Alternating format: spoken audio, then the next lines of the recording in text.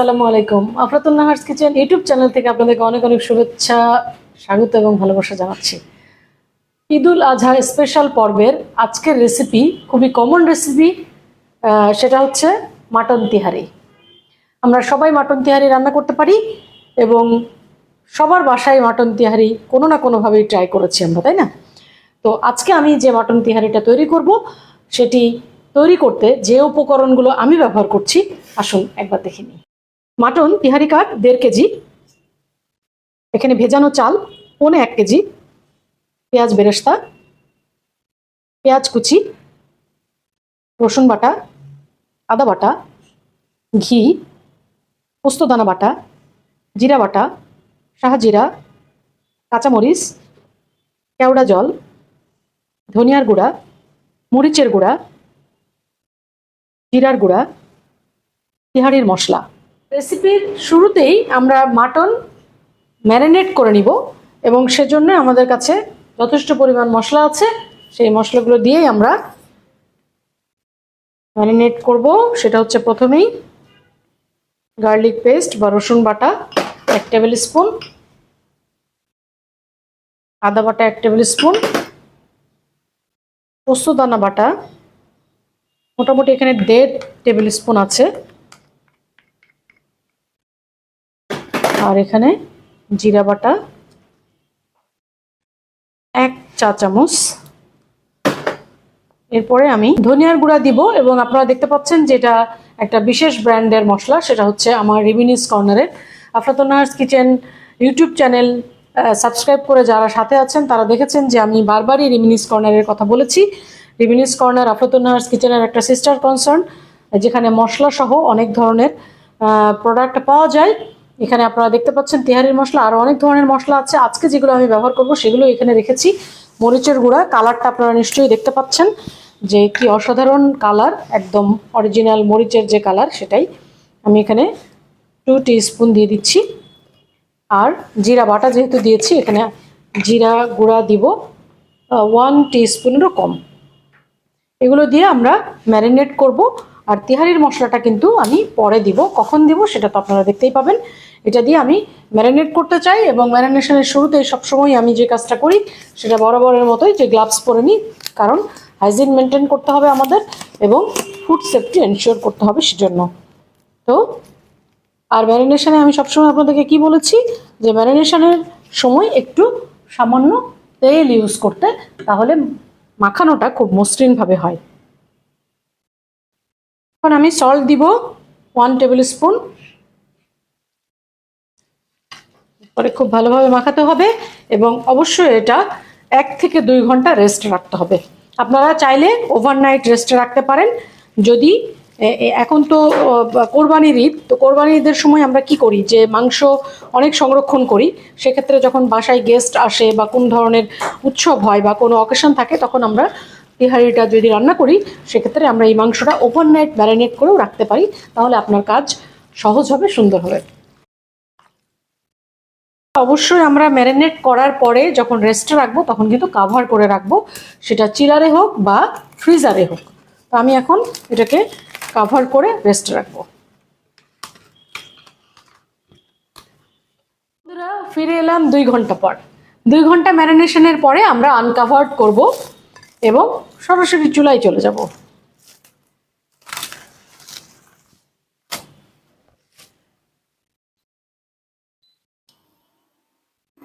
আমরা চুলায় কড়াই বসিয়ে রেখেছি। এখন যে কাজটা করব সেটা হচ্ছে তেল দিয়ে দিব।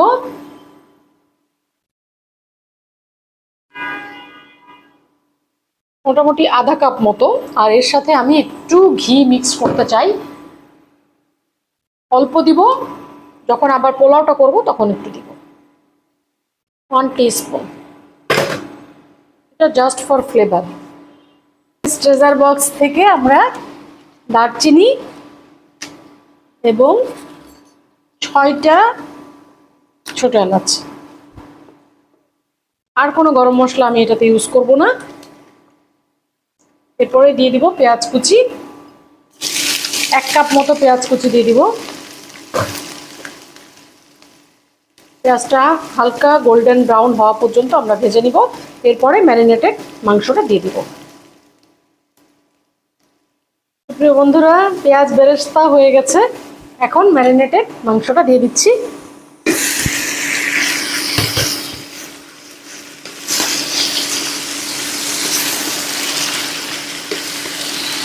খুব ভালোভাবে এটাকে মাখিয়ে নিতে হবে এবং যে পেঁয়াজটা দিলাম বা গরম মশলা দিলাম এটার সাথে মিক্স করে নিতে হবে ভালোভাবে।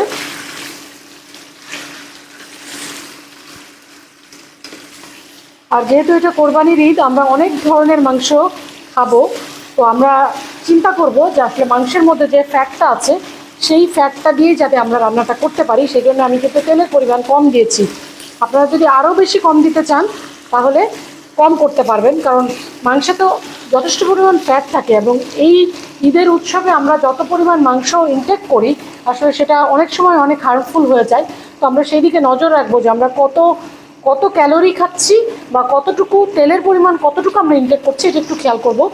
বিশেষ করে যারা বাসায় বয়স্ক মানুষ আছেন বা অসুস্থ মানুষ আছেন, যারা ডায়াবেটিক পেশেন্ট বা হাইপার টেনশনে ভুগছেন, তাদের জন্য কিন্তু অবশ্যই আমাদের এই জিনিসটা মাথায় রাখতে হবে যে আমরা কতটুকু মশলা কতটুকু তেল ব্যবহার করছি প্রত্যেকটা মিলে। 10 মিনিট পরে ফিরে এলাম। এখন আপনারা দেখতে পাচ্ছেন যে মাংসের যে চেহারাটা বা একদমই কুক হয়ে গেছে। আর এখানে যে ঘিয়ের যে সুঘ্রাণটা আমি পাচ্ছি, সেটা যখন বাসায় আপনারা তেল এবং ঘি মিশ্রণে তৈরি করবেন এটা, তখন অবশ্যই পাবেন।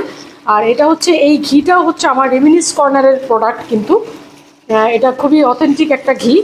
আপনারা যদি আপনাদের কালেকশানে রাখতে চান তাহলে রেমিনিস কর্নারের ফেসবুক পেজে নক দিতে পারেন, তাহলেই এই মজার মজার মশলা এবং এত সুন্দর ফ্লেভারফুল ঘি, বাটার সব কিছু আপনারা পেয়ে যাবেন আপনাদের দোরগোড়ায়। তো মাত্র 1 মিনিটের জন্য ঢেকে দেব, এরপরে আমি পরের স্টেজে কিন্তু চলে যাব।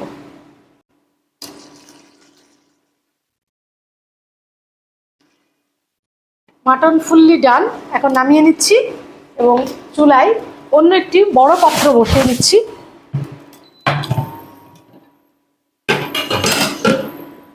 এখানে আমি তেল এবং ঘি মিক্সড করে দিব।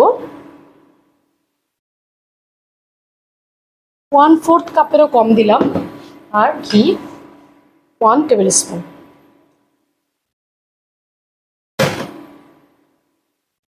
এখানে দুটো দারচিনি এবং 4টা এলাচ দিয়ে দিলাম।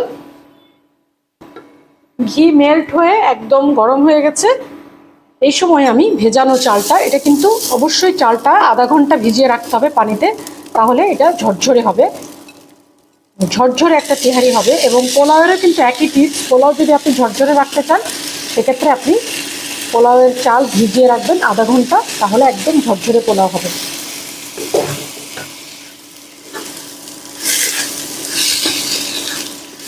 চাল ভাজার সময় আমি দিয়ে দেবো শাহজিরা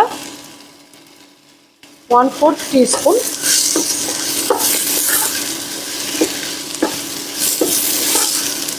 একটু গোড়ার দিকটা ভেঙে দিব, পুরোটা আমি কেটে দিব না। এটাতে কিছুটা ঝালও হবে, আবার কিছুটা কাঁচামরিচের যে সুন্দর একটা ফ্লেভার সেটাও বের হবে।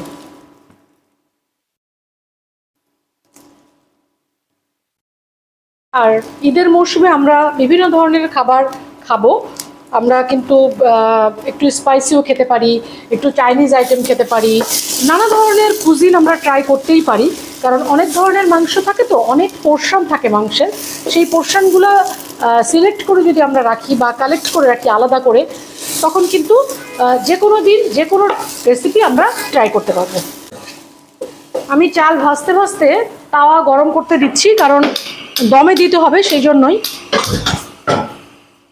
এখানে তাওয়াটা গরম হোক, আমরা সেই ফাঁকে চালটা ভেজে নিই। আর এই পর্যায়ে আমি যেটা দিব সেটা হচ্ছে সেই আসল যে মশলা, তেহারির মশলা। খুবই ফ্লেভারফুল মশলা। এই তেহারির মশলা যদি আপনার কালেকশানে রাখতে চান তাহলে অবশ্যই রেমিনিস কর্নারের ফেসবুক পেজে নক দিবেন, তাহলে আপনার দোরগোড়ায় পৌঁছে যাবে এই অথেন্টিক মশলা।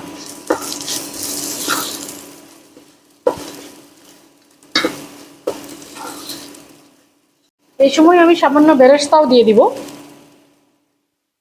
তাহলে খুবই একটা ক্রিস্পিনেস থাকবে খুব মজাদার একটা তিহারি তৈরি হতে যাচ্ছে। আর এই তিহারি রেসিপি যদি আপনাদের ভালো লেগে থাকে তাহলে চ্যানেলটি সাবস্ক্রাইব করে লাইক কমেন্ট শেয়ার দিয়ে অবশ্যই পাশে থাকবেন। চাল ভাজা হয়ে গেছে, এখন আমি লবণ দিয়ে দিচ্ছি 1.5 টিস্পুন।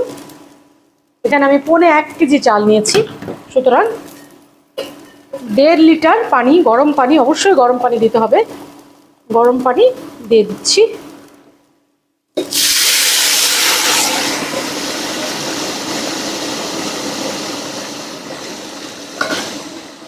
চাল সিদ্ধ হওয়া পর্যন্ত ঢেকে দিব এবং ওয়েট করব যেন চালটা এবং পানিটা একদম সমান সমান হয়।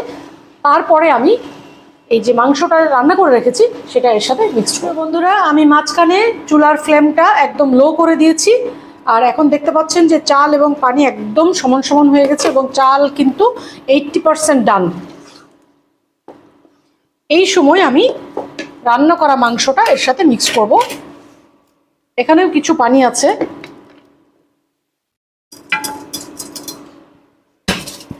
খুব ভালোভাবে মিক্স করে দিতে হবে।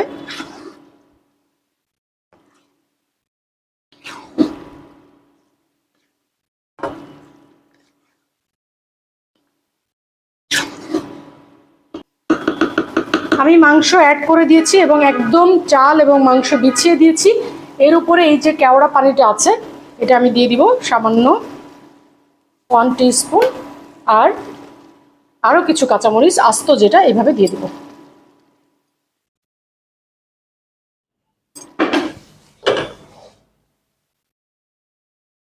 বন্ধুরা, তিহারি তো দমে দিয়েছিলাম, চলুন দেখে আসি দমের পরের অবস্থাটা। মাশাআল্লাহ মাশাআল্লাহ, কি সুন্দর ঘ্রাণ, কি সুন্দর লুক, ওয়াও! দেখেন কিরকম ঝরঝরে একটা তিহারি। ঝরঝরে তিহারি বানাতে হলে এই যে আমার যে মেথডটা এটা পুরোটাই ফলো করতে হবে এবং আফলাতুন নাহারস কিচেন ইউটিউব চ্যানেল সাবস্ক্রাইব করে পাশে থাকতে হবে। আর আপনারা যখন তৈরি করবেন তখন আপনাদের যে লুকটা, আপনাদের যে প্ল্যাটারটা, সেটা অবশ্যই ছবি তুলে আমার কমেন্ট সেকশনে জানাতে হবে। আমার জন্য অনেক বেশি বেশি দোয়া করতে হবে। আর ঈদ মৌসুম অনেক সুন্দর কাটুক, আনন্দে কাটুক আপনাদের, সেটাই আমার সবসময়ের প্রত্যাশা। এখন প্লেটিংয়ের পালা, সবচেয়ে সুন্দর প্লেটে আমরা এই তেহারিটা পরিবেশন করব।